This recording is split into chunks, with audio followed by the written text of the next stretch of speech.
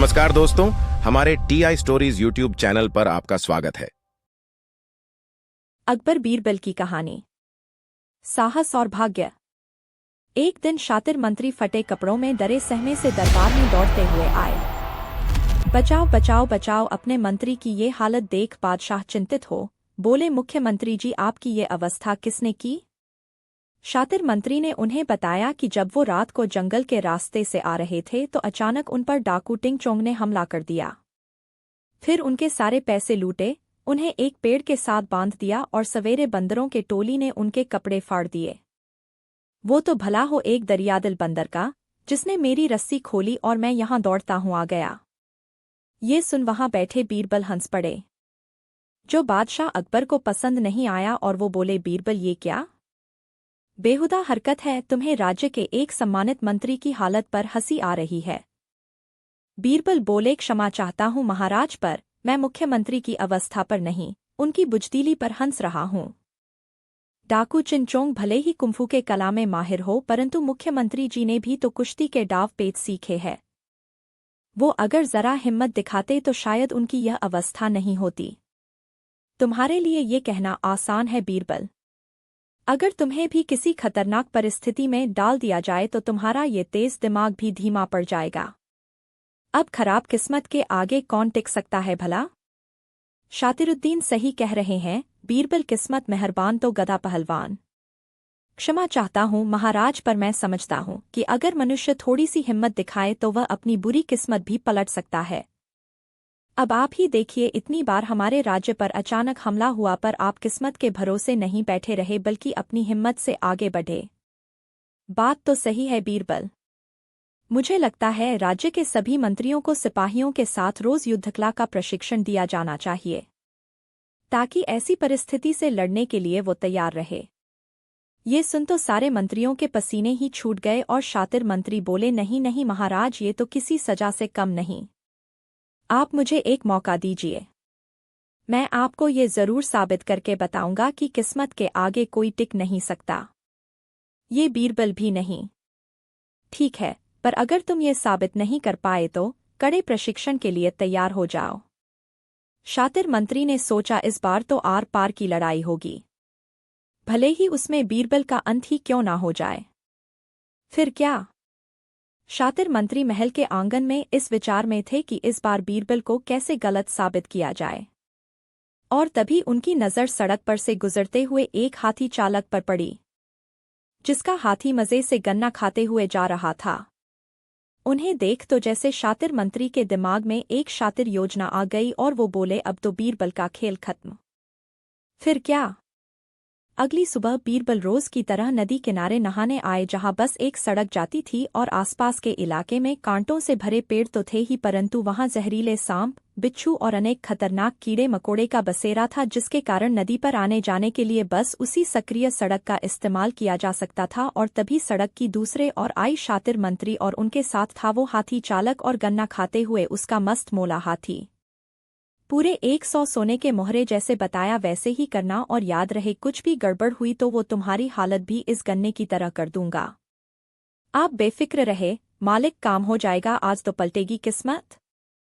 फिर कुछ देर बाद बीरबल स्नान पूरा कर नदी से बाहर निकले और अपने वस्त्र पहनने लगे।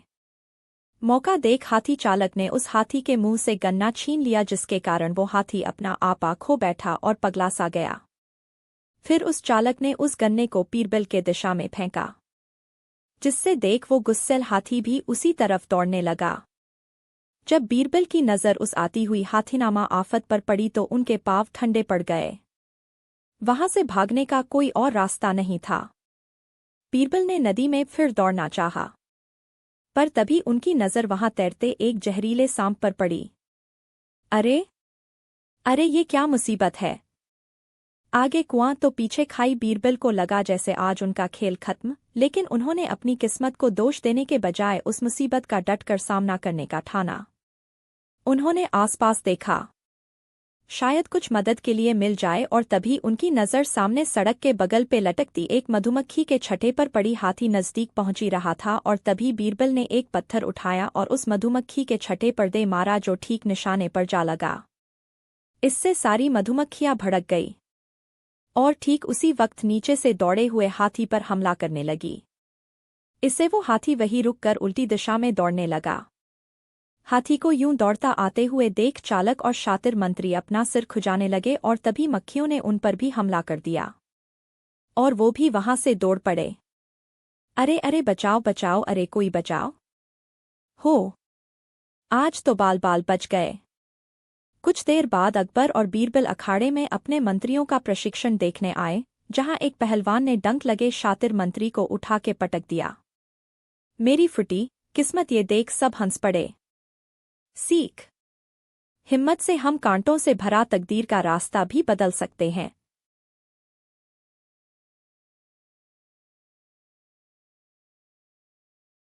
अकबर बीरबल की कहानी। अकबर की बेइज्जती। एक बार दरबार में कुछ कलाकार भरतनाट्यम का प्रदर्शन करने आए थे। उनका ये नृत्य देख सारे दरबारी मंत्रमुग्ध हो गए थे। ऐसा लग रहा था जैसे स्वर्ग से स्वयं अप्सराएं धरती पर उतर आई है। और जैसे ही उन कलाकारों ने अपना नृत्य खत्म किया, सारे लोगों ने जोर जोर से तालियां बजाकर उनका सम्मान किया और बादशाह अकबर बोले, वाह लड़कियों, वाह तुम्हारा नृत्य देखकर हमारा सिर गर्व से ऊंचा हो गया है। इससे साबित होता है सारे जहां में हमारे देश के कला सर्वश्रेष्ठ है। और तभी महारानी के भाई शमशेर सिंह सिंगम, जो एक बार फिर अपनी कुशलता साबित करने दरबार आए थे, वो बोले, ये तो कुछ भी नहीं है, मैं तो इनसे भी अच्छा नाच सकता हूँ। आप इजाजत दे तो कुछ नृत्य करके बताओ जीजा जी। यह सुन अकबर चिंतित हुए और बोले, नहीं नहीं नहीं, आखिरी बार जब तुमने नृत्य किया था तो हमारी कीमती मूर्ति तोड़ दी थी। ओ तो मेरा पैर केले के छिलके पर आ गया था। खैर कलाकारों, अपना अपना परिचय हमें दो। मैं हूँ मोहिनी। मैं मेनका। मैं हूँ रंभा। ये कैसे दानव जैसे नाम है। इसके बात पर ध्यान मत देना, थोड़ा नादान है। आप लोगों ने दरबारियों का अच्छा मनोरंजन किया है। सिपाहियों, फिर क्या? वहां कुछ सैनिक रेशम के कपड़े, ढेर सारी मिठाइयां और सोने से जाड़े गहने ले आए। ये रहा आपका बख्शीश। यह सब देख वो तीनों नर्तकी की खुशी से फूले नहीं समा पाई और मेनका बोली, महाराज, हमने तो केवल सुना था अकबर महाराज के दरबार में कलाकारों की इज्जत होती है। आज देख भी लिया। सच में आपका हृदय पेड़ की छाल और जड़ की तरह है। यह सुन शमशेर सिंह अचंभित हो गया और बोला, दिल पेड़ की छाल की तरह है, ये क्या मतलब हुआ? और तभी मोहिनी बोली, महाराज आप महान हैं। आपका हृदय बहुत कांटेदार और बदसूरत दिखता है। शमशेर सिंह बोले, क्या बदसूरत? महाराज आपको लंबी आयु हो। आपका हृदय बहुत कठोर और कठिन है। ये बहुत अच्छा है। ये बात सुन बादशाह तो मुस्करा उठे, क्योंकि वह जानते थे कि ये इन कलाकारों का तारीफ करने का तरीका है, परंतु शमशेर सिंह इस बात को समझ नहीं पाए और वो गुस्से से लाल हो उठे और बोले, बस बहुत हुआ, मेरे जीजाजी की इतनी बेइज्जती मैं हरगिज बर्दाश्त नहीं कर सकता। सैनिकों, अभी के भी इन तीनों को भूखे शेर के पिंजरे में डाल दो। लेकिन बादशाह तुरंत बोले, अरे नहीं नहीं, इसकी कोई आवश्यकता नहीं। लड़कियों, आप सब लोग जा सकते हैं, पर उम्मीद है कि आप फिर आके हम सब के लिए इस खूबसूरत कला का प्रदर्शन करेंगे। जी महाराज, हम चलते हैं। फिर वो तीनों वहां से चली गई और शमशेर सिंह अपना सिर खुजाता हुआ रह गया। ये क्या जीजाजी, वो आपको बदसूरत कह रहे थे और आपने उनके कला की तारीफों के पुल बांध दिए। और तभी बादशाह अकबर के मन में एक विचार आया। बहुत समय से महारानी अपने भाई को बीरबल की जगह सलाहकार बनाने की मांग कर रही थी, लेकिन यह हमेशा कोई बहाना बनाते और उसके सुझाव को टाल देती। उन्हें लगा कि आज महारानी को गलत साबित करने का एक अच्छा मौका है। फिर क्या, कुछ देर बाद बादशाह ने रानी और उनके भाई को अपने कमरे में बुलाया और वो सारी बातें दोहराई जो उन लड़कियों ने उनसे कही थी। फिर बादशाह ने उनसे पूछा, अब बताओ इसका क्या अर्थ है? मैं तुम्हें ऐसे समस्या सुलझाने के लिए दे रहा हूँ क्योंकि एक दिन तुम सलाहकार बनोगे, इसलिए बताओ, जब लड़कियां मेरे बारे में अजीब बातें कह रही थी तो उनका क्या मतलब था? इसका मतलब बेइज्जती और इल्जाम के अलावा और हो भी क्या सकता है जीजाजी? पता नहीं आपने उन घमंड लड़कियों को कैसे जाने दिया, और वो भी इनाम को लेकर। बेहया लड़कियां, ये सुन बादशाह हंस पड़े और रानी की तरफ देखते हुए कहा, मुझे लगता है कि उन लड़कियों का व्यवहार विशिष्ट और विनम्रता था। इसे कैसे भूल सकते हैं, और वो भी दरबार में। नहीं नहीं, निश्चित रूप से उनका कुछ और मतलब होगा। यह सुन महारानी बोली, आपको तो मेरा लाडला भाई हमेशा गलत ही लगता है। उसे सलाहकार पद ना देने का बहाना ढूंढते ही रहते हैं। बहाने नहीं, हम उसे अपनी काबिलियत साबित करने का मौका देते हैं। पर यह बीरबल के सामने टीकता ही नहीं। और तुम्हें मेरी बात पर यकीन नहीं तो आने दो बीरबल को, हम उससे पूछेंगे कि उन लड़कियों द्वारा मेरी बेइज्जती का क्या मतलब था।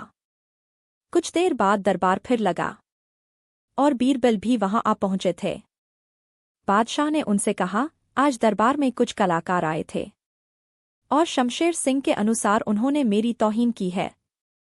उन्होंने कहा। बादशाह ने उन्हें सारी घटना बताई, जिसे सुन बीरबल हंस पड़े और बोले, क्षमा करें महाराज, लड़कियों ने आपकी बेइज्जती नहीं की बल्कि तारीफ की है, और वो भी एक अत्यंत सुंदर और चतुर तरीके से।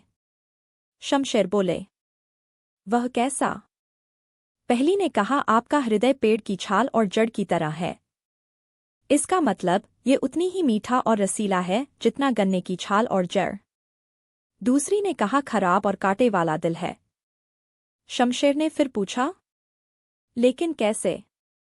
बीरबल बोले, कटहल के जैसे।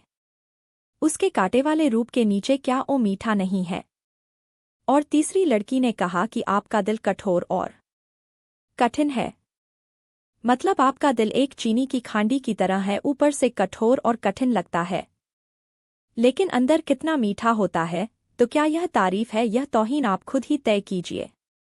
यह सुन शमशेर सिंह शर्मिंदा हो गए और बादशाह खुश हो बोले, हम असली अर्थ तो पहले ही समझ गए थे, लेकिन ये देखना चाहते थे कि हमारी बेगम का भाई कितना चतुर है। क्यों महारानी साहिबा, क्या अब आप संतुष्ट है? महारानी ने गुस्से से अपने भाई की ओर देखा और उसका कान पकड़कर फिर बोली, हम सब तुमसे पहले भी कह चुके हैं और फिर एक बार कहते हैं, तुमसे न हो पाएगा। सब हंस पड़े। सिख दूसरों की धारणाओं को समझने में गहराई से ध्यान देने का महत्व होता है। Thanks for watching. आपको ये वीडियो कैसी लगी कमेंट्स में जरूर बताएं दोस्तों। ऐसी ही और वीडियो देखने के लिए हमारे चैनल को लाइक, शेयर और सब्सक्राइब करें।